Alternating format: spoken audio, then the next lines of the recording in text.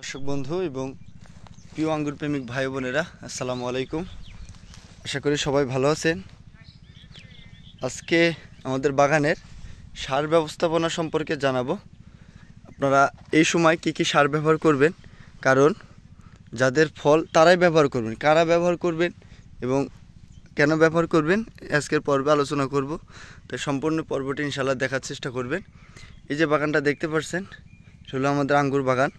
আর এই যে ফলগুলো দেখতে পাচ্ছেন, এগুলো যখন আমরা পুনিং করেছিলাম তখন কিন্তু আমরা আপনাদেরকে জানিয়েছিলাম কি কি তখন কিন্তু যখন আমরা পুনিং করি বা পুনিংয়ের আগে কিন্তু আমরা সার দিয়েছিলাম, অথবা পুনিংয়ের পরে কিন্তু 2-1 দিনের মধ্যে আমরা রাসায়নিক সার, জৈব সার এগুলো সব মিক্স করে বোরন, তারপরে হিউমিক অ্যাসিড, অনুখাদ্য যা আছে সব কিন্তু আমরা দিয়েছিলাম প্রতি গাছে।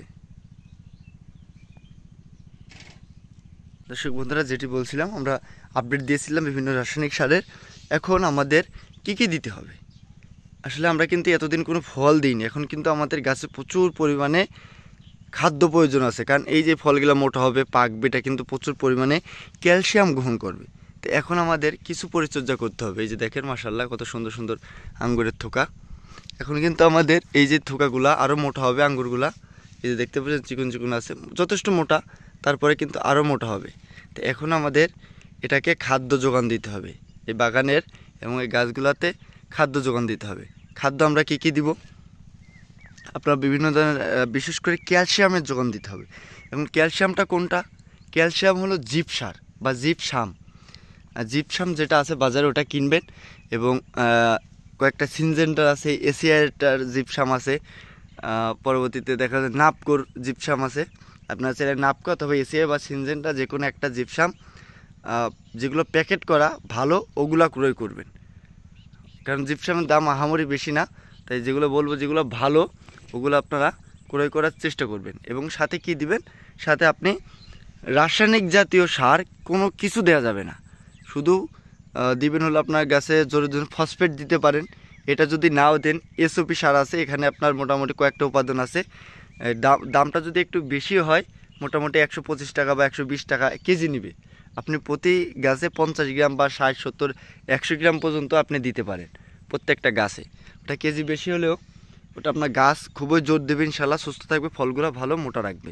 তাছাড়া যদি আপনার চান একটু কম দামের মধ্যে সার ব্যবহার করবেন, তাহলে আপনি ফসফেটটা দিতে পারেন, যেটা বাংলা ফসফেট, ওটা 40 টাকা, নর্মাল যেটা ওটা 28 টাকা কেজি।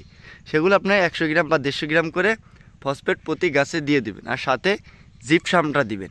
এ হলো বিষয়। এখন আজকে আমরা দিয়ে দিব, আমরা এই জন্য আপডেট দিচ্ছি। প্রথমে যেই সারগুলো দেখালাম ওগুলোই দিব। এই যে এগুলো কিন্তু আরও আস্তে আস্তে মোটা হবে, তাই কিন্তু এগুলো আমাদের খুব ভালোভাবে এখন যত্ন করতে হবে, খাদ্য সরবরাহ করতে হবে গাছে। যারা এখনও খাদ্য দেননি তারা দেওয়া শুরু করেন।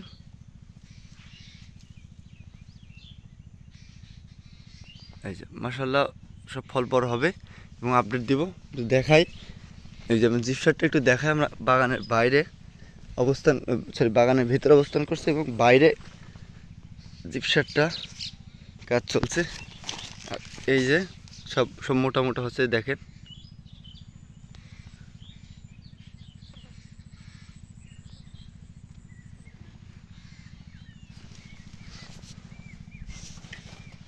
এই যে আমরা জিপসার দিয়ে দিব। জিপসারটা মোটামুটি প্রতি গাছে এটা 50 গ্রাম করে বা 50 গ্রাম করে দেওয়ার চেষ্টা করবেন। আর এটা হলো এসওপি সার। এসওপি সারটা 125 টাকা কেজি নেবে। এটা খুবই ভালো, এটা 2-3টা পটাশ আছে, সালফার আছে, বিভিন্ন উপাদান আছে। তবে আপনারা চেষ্টা করবেন যেন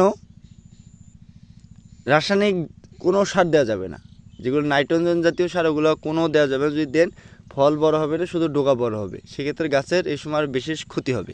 তাই আপনারা চেষ্টা করবেন এসওপি সারটা দিবেন, অথবা ফসফেট, যেটা বাংলা ফসফেট অথবা এমনি নর্মাল টিউনিশিয়া ফসফেট পাওয়া যায়, ওটা দিবেন।